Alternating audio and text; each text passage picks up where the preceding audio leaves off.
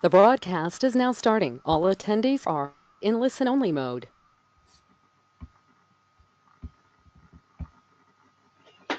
Good evening, everyone, and thanks for joining the webinar, Beyond Dissemination, the Importance of Dialogue in Public Engagement with Research, with Dr. Oliver Escobar. I'm Alba, and I will be moderating the webinar today. This event is the second webinar of Communicate Your Science, a series of webinars that the press and online departments of the Society of Spanish Researchers in the UK have put together in order to highlight how important it is to communicate your research to a wide audience via the press, social media, outreach events, and to provide researchers with useful tools to efficiently engage the public with the research while developing their career as good science communicators. And now it's time to introduce our speaker today, Dr. Oliver Escobar, lecturer in public policy at the University of Edinburgh and co-director of What Works Scotland, a large research program to support and improve public services. He's also co-leading Smart Urban Intermediaries and Distant Voices. Oliver undertook his undergrad studies and his master in political science and public administration at the University of Santiago de Compostela, Galicia, Spain, and in 2014 he came to Edinburgh to do his PhD in politics and has stayed in Scotland since. Oliver's areas of research, teaching, and practice are democracy, politics, policy, participation, and collaboration. He is a public engagement fellow of Edinburgh Beltane, which is a network for people interested in making academic research accessible to a wide variety of audiences. And today he is going to talk to us about the importance of dialogue in public engagement with research. Just a small note, if you have any questions that arise during Oliver's talk, please write them in the question sections of the GoToWebinar platform, and we will go through them once Oliver has finished his presentation. And now I will hand you over to Oliver. Thanks for being with us today, Oliver. Okay, so hello. The second. So yeah. The screen should, yeah. Now you should have the screen. Yeah. Great. Yeah. Okay, I'm gonna see what happens if I put this up. Can you see the slides? Yeah, I can see your screen, but just very small. I can see it. Yeah, because I'm using another. Let me move things around a little bit because I've got a larger screen that I'm using as well. Let me see if I move this to the side.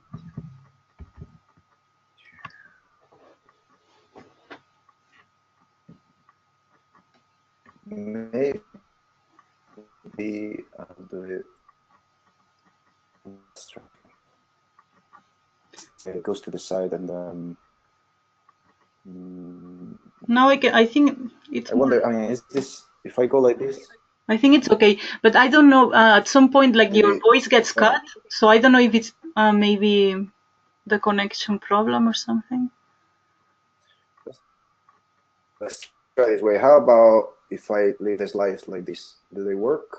Can you see? Is it larger? I think it's fine. I mean, they are a bit tiny. I think like this is better how you have them now. Yeah.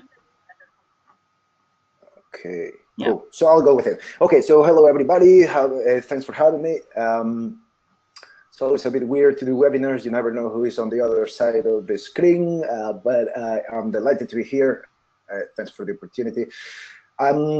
As Alba said, I've been here for a few years, and although I come from the field of political science, a lot of my interest is about public conversations, public dialogue, and in particular controversial issues. And that's the reason I ended up doing quite a few projects on science public engagement, particularly controversial science, but I'm interested in how we have better public conversations, whether that's on scientific issues or social and political issues.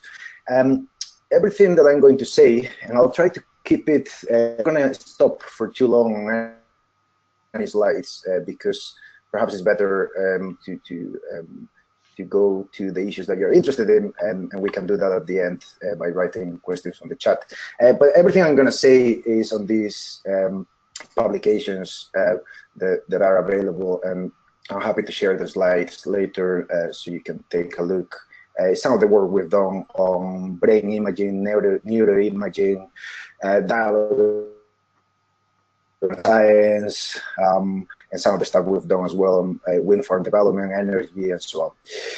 Now, a lot of my work in this area has been the result of the historical moment in the UK in terms of science communication and the relationship between science and society.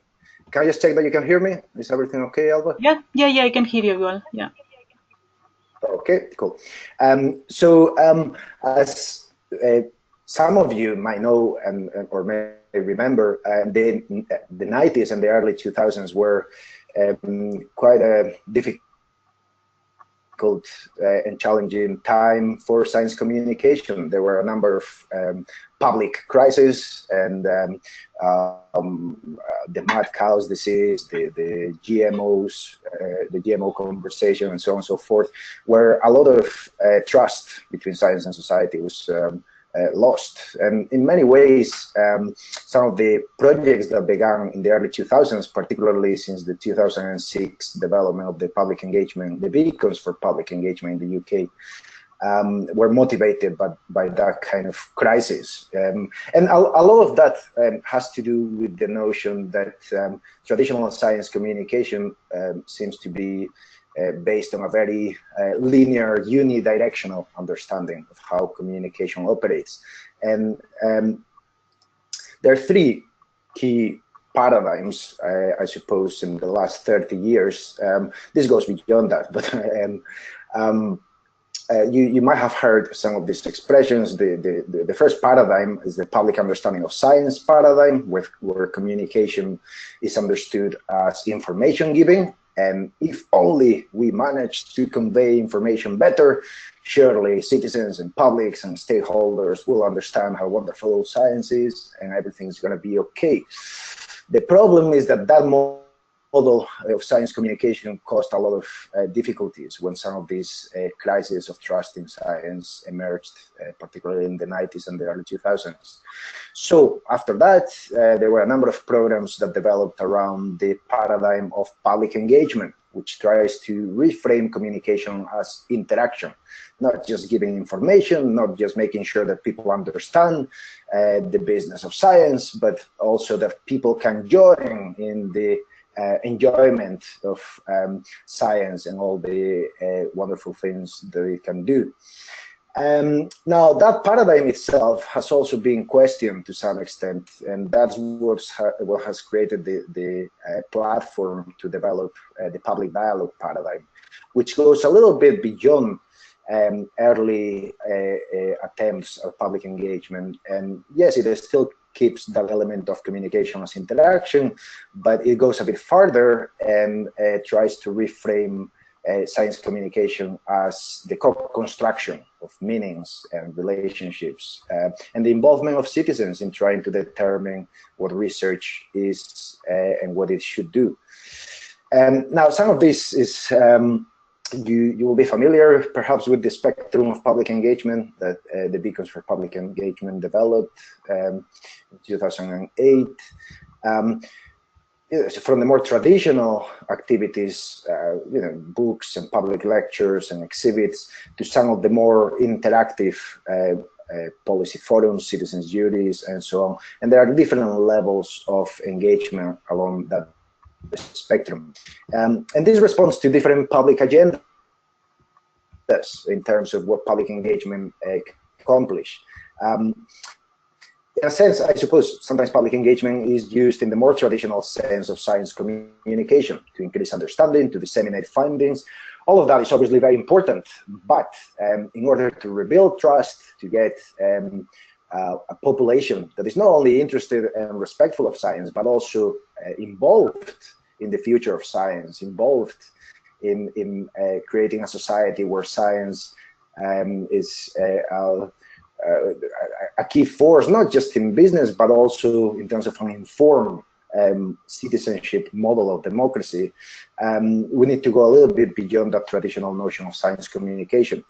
Sometimes the agenda behind public engagement is to have an input into research, developing the kind of work with focus groups or specific stakeholder groups, so that then the research is more informed.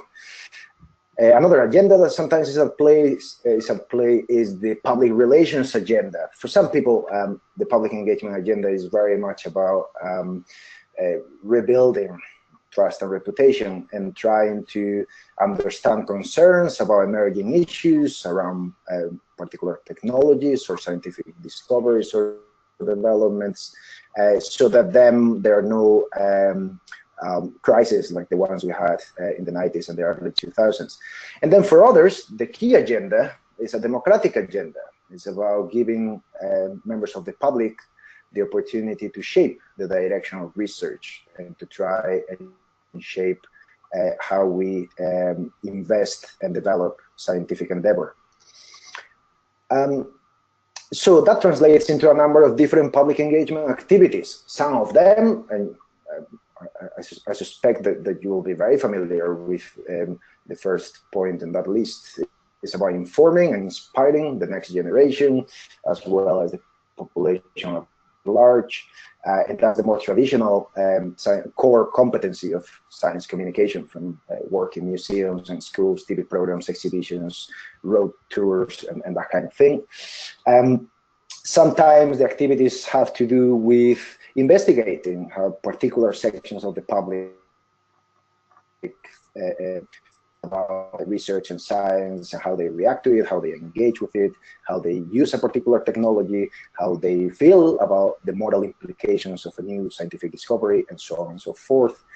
Sometimes we're talking about activities where it is about establishing a conversation about difficult issues, social and ethical implications of discovery or of new applications of existing science.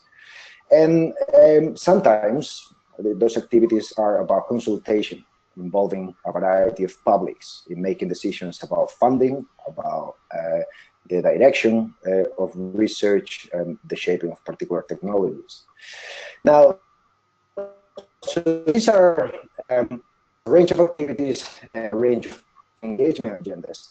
My interest is in what we usually call dialogic public engagement. And what that means is, and I don't know how familiar you are with communication theory. I imagine some of you will actually know more about this than me because I came to this from a different discipline. But to me, it's important to remember that communication is not only instrumental. So society can be seen as a series of communication patterns. Everything that happens around us is immersed in a web of communication patterns. And as a facilitator and as a public engagement practitioner, one of the key skills is to know how to detect and alter, change when necessary, those communication patterns. And this is about understanding that communication is not just instrumental. It's not just about what gets done, the results, the outputs, conveying a message from here to there without noise. That's important, but that's just one part of it. From a dialogic perspective, communication is also consequential. It matters not only that the message gets from here to there, but also what kind of relationships and contexts get created along the way, and what kind of communication patterns take place along the way. Let me say a little bit more about this. That's the definition of communication patterns. I don't want to stop on it. I just want to exemplify this with some of the typical communication patterns in many public conversations today, not just around science and technology, but more broadly on social and political issues. We find these rituals and these pitfalls in all sorts of spaces, public spaces, from the media to town halls to public engagement with science, exhibitions, and so on and so forth. Whenever there is some attempt at creating a conversation around important issues, we tend to find a number of pitfalls in public discourse. You will be familiar with many of them. Exchanging monologues, which basically means that instead of engaging in a conversation where we respond to each other's points, we simply peddle the party line uncritically and engage in an exchange of monologues, often based on prepackaged arguments. So it doesn't matter about what evidence you're producing. I'm just going to repeat what I was going to say anyway. Another key ritual has to do with the existence of dominant voices, people who really have no problem with silencing everyone else by dominating a particular conversation. Often that entails posturing, which is about that kind of shallow exchange based on form rather than substance. Some of this another communication pattern that can be very dangerous is when people abuse the use of a specialized language and jargon. And it's really difficult to talk about science and technology without using jargon. And a great deal of the effort of the best science communicators that I've worked with goes into translating the jargon into accessible language, but that's not always possible. So I think it's perfectly reasonable to use a specialist language as long as we make an effort to make sure it's translated and understood. The problem is when people abuse jargon as a marker of power, as a way of excluding others. Another typical communication pattern is polarization and oversimplification. This is the tendency to take an issue and present it as a matter of black and white, oversimplifying, eliminating the nuance, the detail, the gray areas. Confrontational exchanges, I don't think I need to dwell on that. It's a very well-known communication pattern. It's a really problematic one because in engaging with complex issues, it's really important that we understand conflict and difference.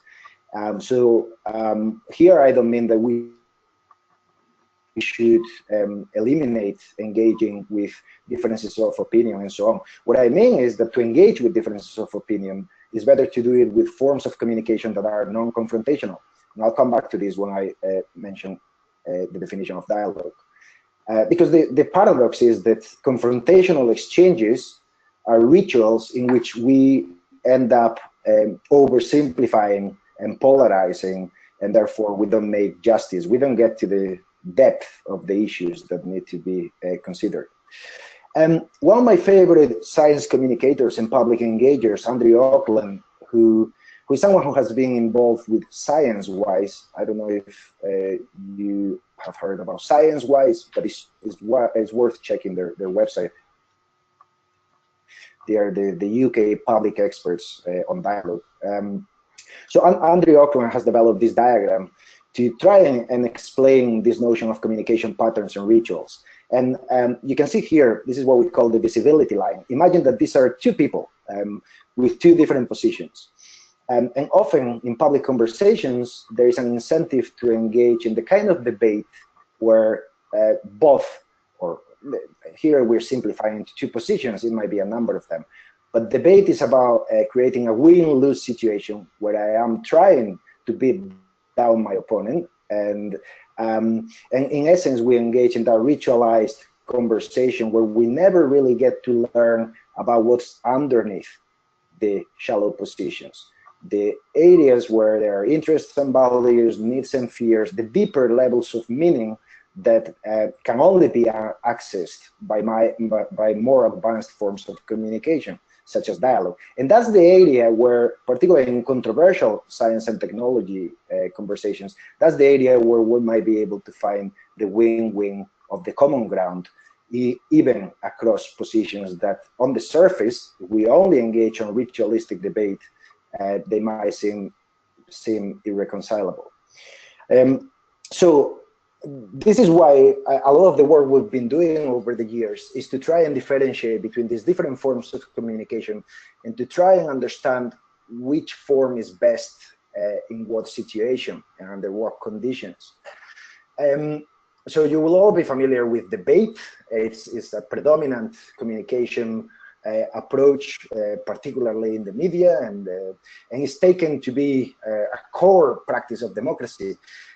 But debate is problematic as well. And what we shouldn't forget is that there are other forms of having public conversations, dialogue and deliberation in particular.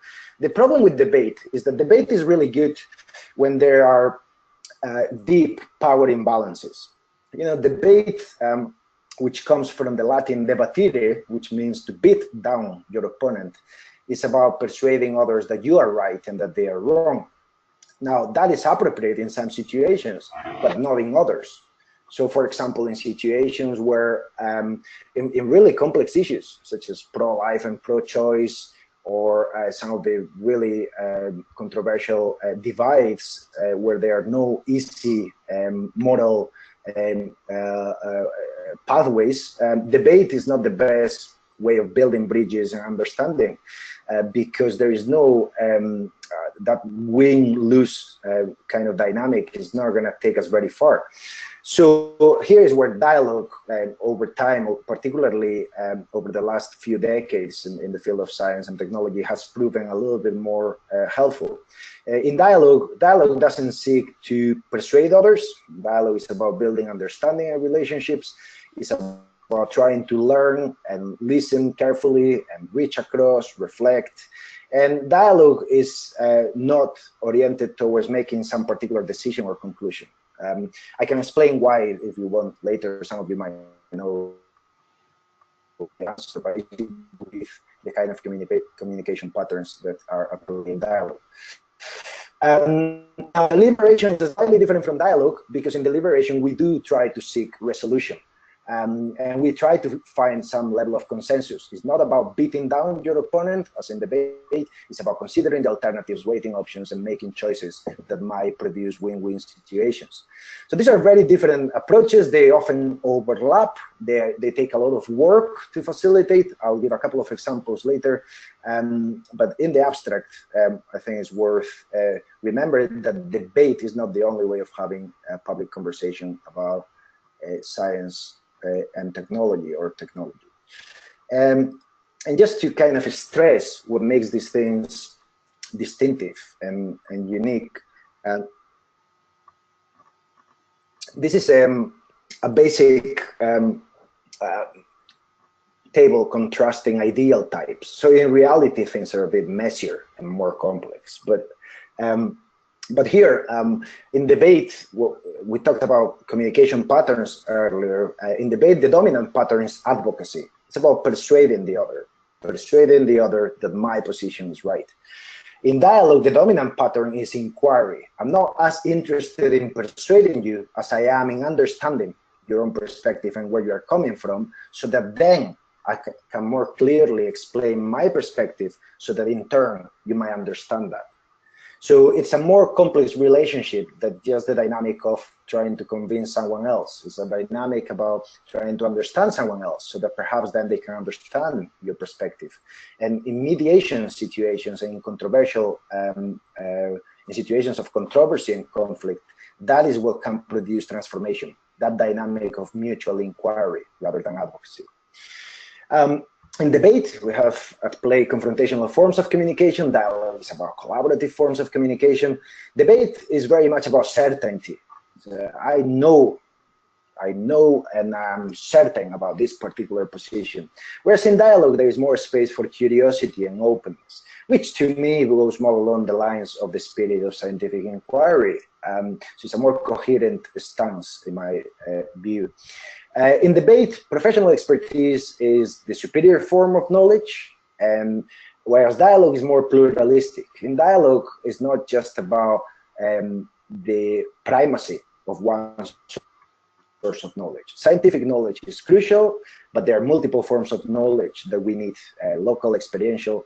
Let me give you an example. The classic example is one of the projects we did some time ago was developing a framework for public services, health services, to tackle diabetes. And we had in the room someone who suffered diabetes, someone with lived experience of diabetes. We had a doctor, we had a nurse, we had an advocate, an activist, and there were some other stakeholders. And in that kind of situation, who is the expert? Who has the knowledge? Surely they all have some of the knowledge needed to develop good health services around diabetes. So this is just to exemplify that in dialogue, we try to recognize that there are multiple forms of knowledge, of which scientific knowledge is crucial, of course, but not enough. It's not enough. We also need the knowledge of lived experience, the local knowledge, and so on.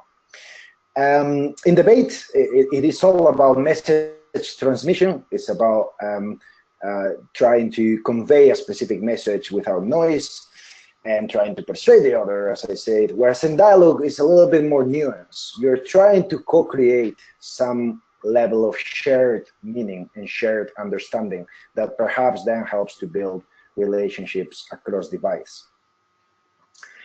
I think been going on say a couple more things about dialogue, and then I'm going to skip straight away into some of the examples. Just to kind of summarize some of the stuff that I've said. So dialogue is a form of non-polarized discourse that tries to build understanding and relationships. It is about creating safe spaces. These are spaces where everyone feels comfortable to speak, no matter what is their perspective or opinion. These are spaces where science communicators work really hard to try and suspend automatic responses and assumptions. Because in dialogue, unless you give yourself the opportunity to listen to the perspective of others, no matter how wrong you might think they are, unless you give yourself that momentarily suspension of assumptions, you're not allowing to get to that deeper level of meaning that we saw in the diagram, that level of interest and values, needs and fears that are often underneath the surface and underpin the positions that we get to see on the surface, on the more ritualistic, visible exchange in communication. In dialogue, as I say, we try to find common ground, but that doesn't mean that we forget about differences. It is crucial that in dialogic public engagement, differences are at the center of the process, because understanding those differences of perspective is precisely what gives value to dialogue. And as I said, it is about the co-creation of shared meanings and language, collaborative inquiry, the use of storytelling. Science communicators that do dialogue well are often masters of bringing together a variety of people to share stories and lived experiences and perspectives, from scientists to people who might be using the science or benefiting from the science or interrogating the science. And in all of this, one of the important things that dialogue does, well, one other thing I want to say about storytelling is one of the most egalitarian forms of communication. And this is really important because in other forms of communication, like deliberation, arguments are really important, and reasons and well-crafted arguments are crucial. But in dialogue, dialogue is less exclusionary in that sense, because in dialogue, we recognize that not everyone can put together a well-crafted argument. That itself is a form of rhetorical capital that is often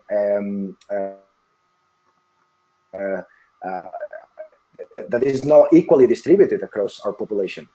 So storytelling is one of the most egalitarian forms of communication, because although not everyone can put together a well-crafted argument, everyone can tell a story. That's all we do every day since we wake up in the morning until we go to bed at night.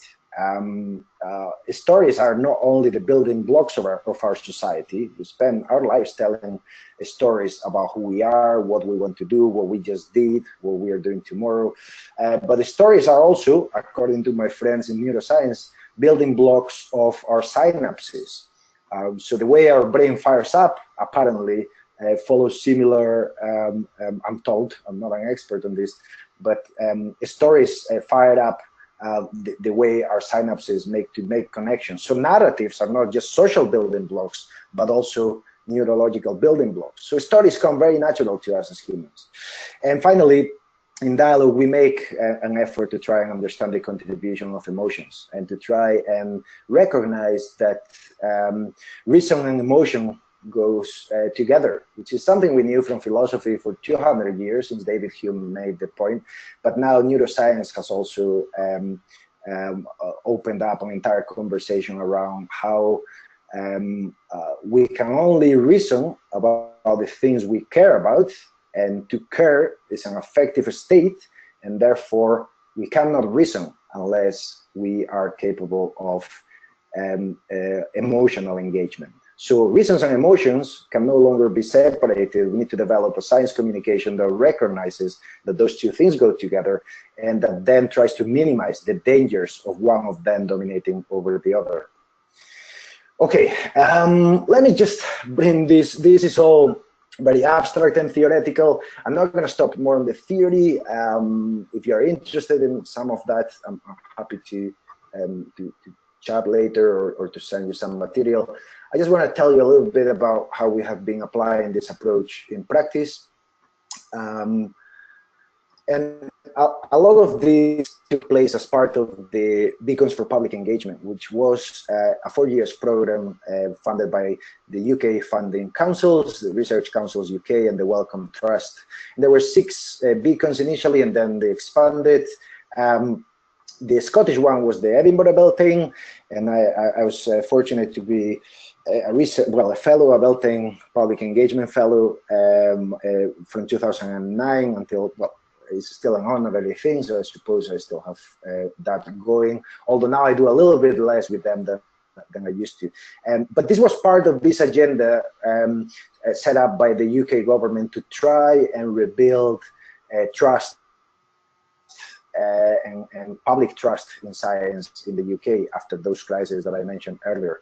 And there were a number of, this was the Scottish Beacon for Public Engagement, was a platform with all these different organizations, from the Science Festival to the Royal Society, Dynamic Earth, the 4 universities in Edinburgh, plus the Highlands University, Roselyn Institute, and a number of, you will recognize some of these institutions.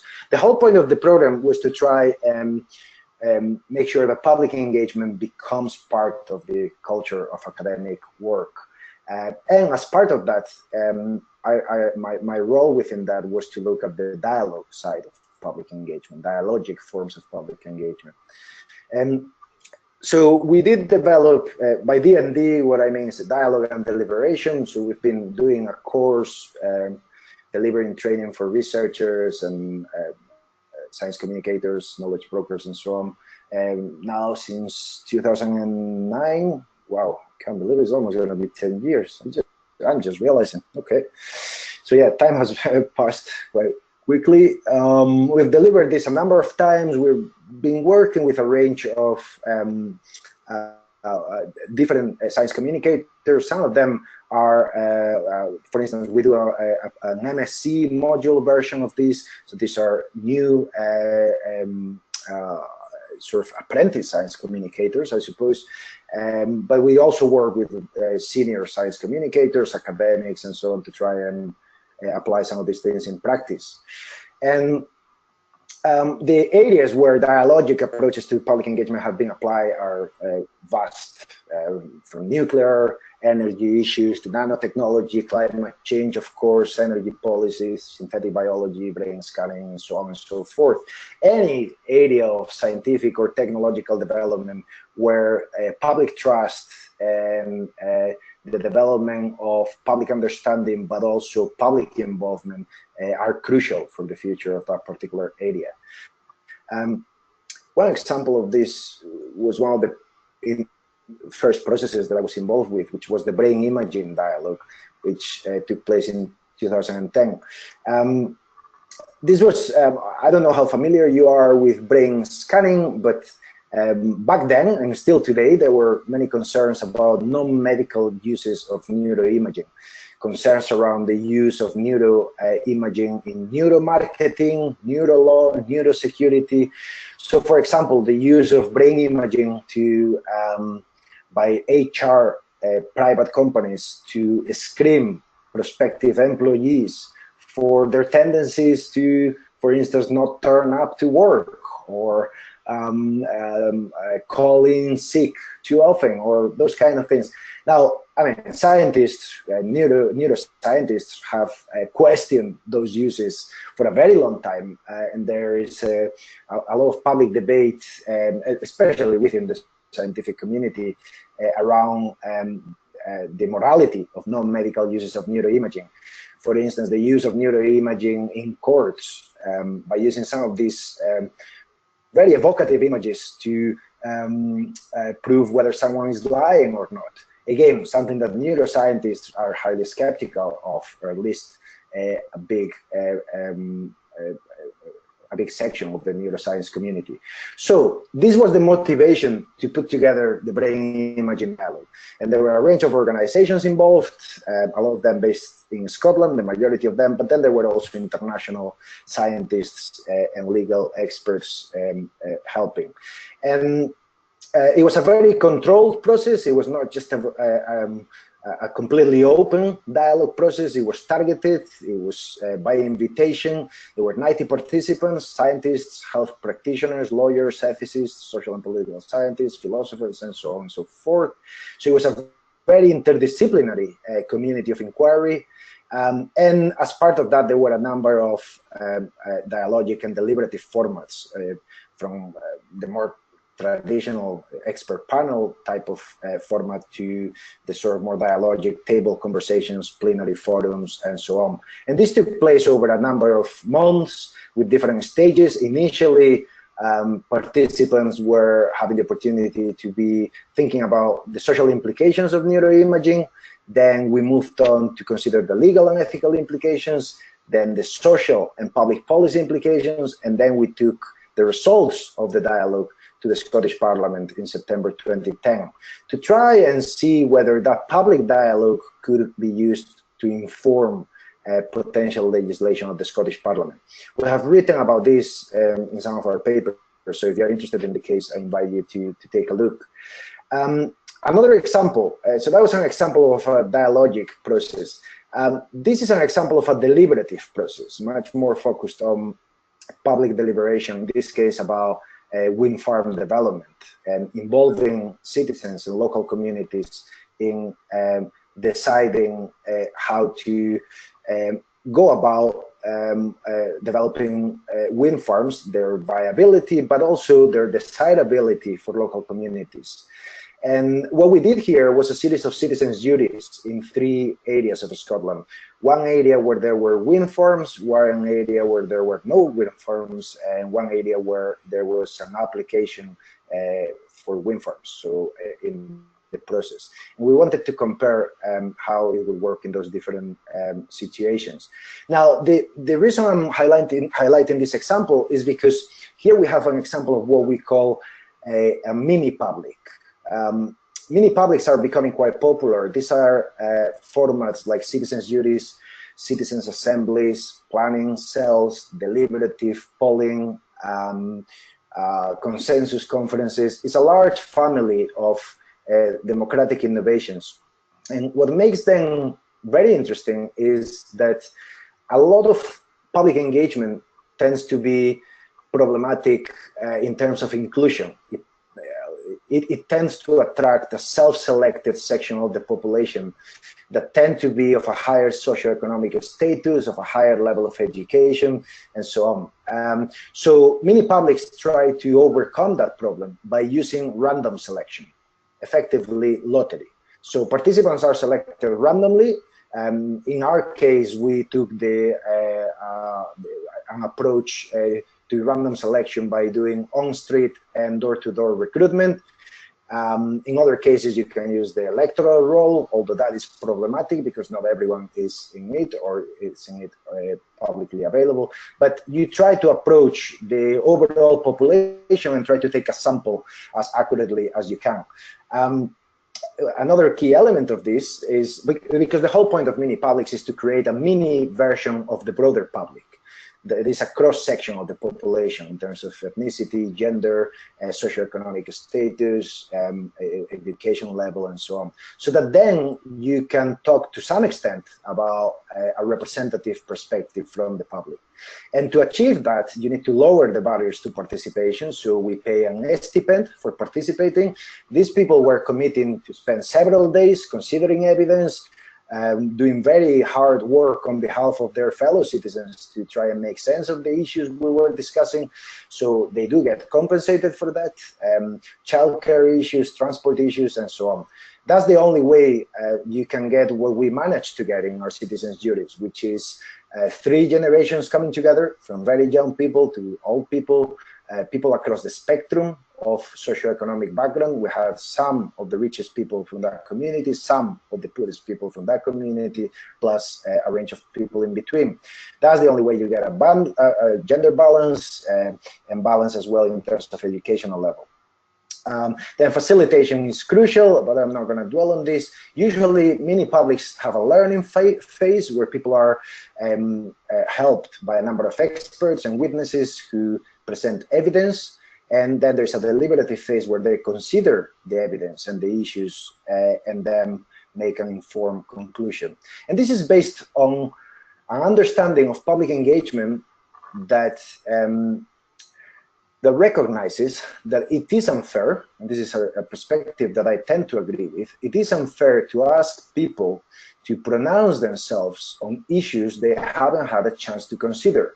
We are all experts on something, but no one is an expert on everything. So so when you're doing a public engagement process, you want to consider what kind of information phase, learning phase do I need to put in place so everyone has an equal chance to come to this with an informed perspective. Otherwise, I think it is unfair to ask people to give an opinion on an issue they haven't been supported to consider. We can come back to this in the discussion. And if you want to see a really interesting example of this, but on a very large scale, this is the largest ever public deliberation process, and it was 10,000 people in over 70 countries talking about climate change and feeding into the Paris conference in 2015 and the Paris Accord on climate change. So it's worth checking the videos and so on, because it's trying to apply some of these ideas to a global scale. Okay, now I feel I've already spoken a lot, so I don't want to do more talking. Let me just say that if you're interested, I also added some considerations about practicalities. I'm not going to go through them because I think it will take too long, and also not everyone might be interested in some of the practicalities, but I will leave it here with the slides, and hopefully Alba can circulate them if you're interested in them. These are some of the things we share in the training courses that we do on how to design a public engagement process. All I want to do at this stage is to go to my concluding slide, which is about the benefits of dialogue and deliberation, or dialogic public engagement more generally. And these are, I mean, there are also, of course, weaknesses and problems, and it's not easy to do. In many ways, it's much more is much easier to take a more traditional science communication approach, and I think I'm not by any in any way trying to diminish the importance of doing what we're often already really good at, which is the more traditional, the exciting stuff of exhibitions and science shows and so on and so forth. All of that has a place. And all of that are very predominant in the way we do science communication. What I'm saying is that that is excellent, but it's not enough. We live in a society, and we live at a time where we are in danger of science and scientific endeavor losing public trust. I think I don't need to tell you that famous phrase in the Brexit debate where someone who I'm not going to name said, we have had enough of experts. So that anti-expertise, anti-science, anti-intellectual populist ideology is out there, is growing. We're testing this in some of the global surveys on public attitudes, and this is one of the worrying trends of the times we live. So I think now more than ever, science communication needs to recognize that we need to go beyond fostering the public understanding of science and towards engaging people in conversations about what science is and does, and what science can do, and what science should do. And all of that is a space where dialogic public engagement can contribute. So this final slide is precisely about that, is the variety of things that dialogic public engagement can help with. informing and inspiring public. It's about research in terms of revealing what people want to know, but also inspiring people to learn and want to learn more about the issues they care about. And most issues in our society, I don't need to tell you, are underpinned by either scientific or technological issues. So another benefit, of course, is that dialogue can reveal concerns that need to be addressed, can perhaps help to rebuild trust by focusing on rebuilding understanding and relationships. It can also in many ways help to develop better products if we're thinking about technological advances by consulting user groups. So that's another more instrumental use of dialogic public engagement. And then, of course, there is the key aspect of involving stakeholders. And by that, we mean the range of people who have something to contribute to a policymaking process. And there again, citizens and informed citizenship is a crucial aspect of that. And finally, dialogic engagement empowers non-specialists to participate. And in doing so, what we're doing is expanding our collective capacity to solve problems and make better decisions. Some of you might be familiar with the notion of crowdsourcing, and perhaps some of the work around the wisdom of the crowds. There's a lot of interesting material on that. Some of it is problematic, of course, but it is an interesting notion.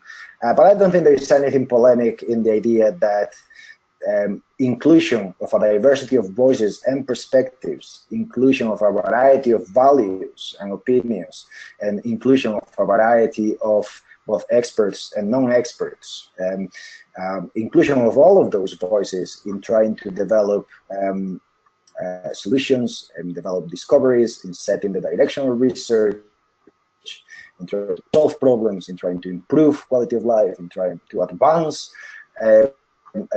public goods, health, and democratic goods, and so on and so forth. In all of that, that's the space where dialogue and dialogic public engagement can thrive.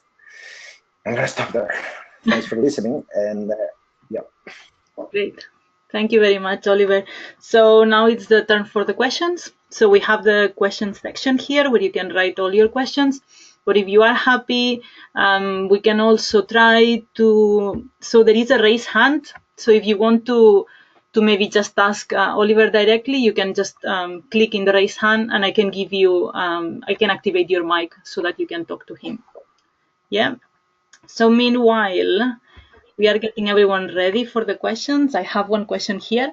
So how can we as scientists collaborate with policymakers? So because language can be completely different, are there any programs available, for example, like this one, that this D+D course that you talked about? Yeah, absolutely.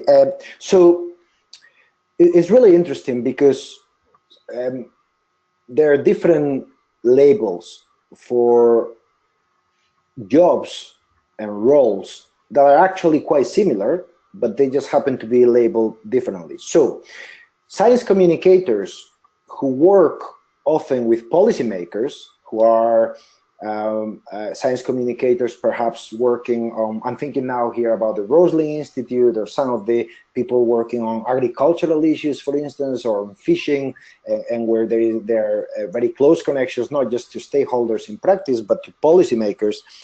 And they often, their titles, their job titles are knowledge brokers or knowledge exchange officers.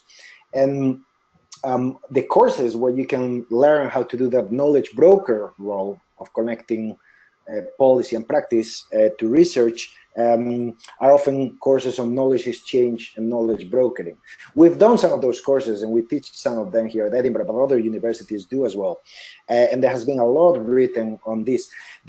The challenge, for me, the key challenge is two challenges. You mentioned the challenge of language, that is true. But even more challenging is the issue of timing, because policymakers need what they need, the kind of evidence they need, within a very narrow time frame and window. And the challenge we often face is how do we get our colleagues developing that evidence to produce that kind of evidence in that narrow frame. It doesn't happen. A scientific study might take anything between a year and 10 years. So it's really it's two different worlds. The world of policy is all about, and the world of the policymaker is all about what I need right now in the language that I can understand, within the parameters that help me to fit into a particular new piece of legislation or regulation. Whereas in the world of science, we have the notion of, okay, so we are in a process of discovery, in a process of research. It might take time. We need that kind of ongoing, reflective, critical, scientific, rigorous approach.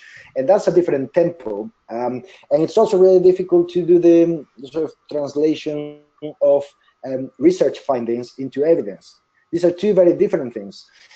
Evidence already requires interpretation, and not all scientists are, you know, someone put it this way, someone called Daniel Jankelowicz, a really good, a really interesting scholar of public dialogue.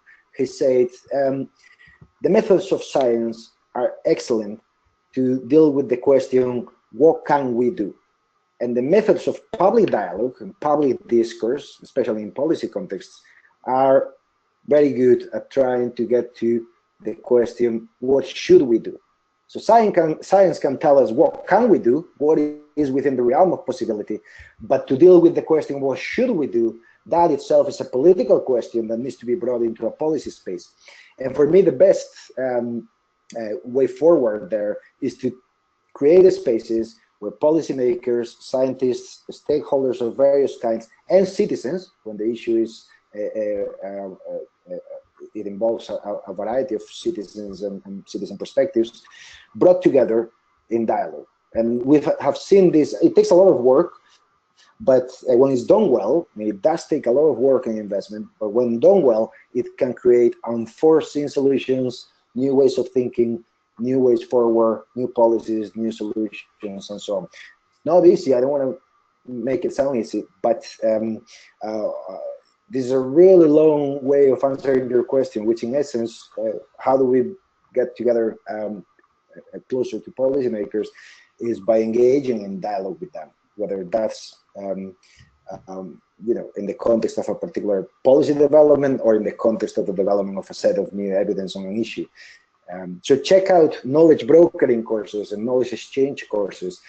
But my sense is that a lot of these skills are best learned by doing. You know, some of the science communicators we work with in the brain imaging dialogue had never come into contact with policymakers before, and they were excellent at doing so.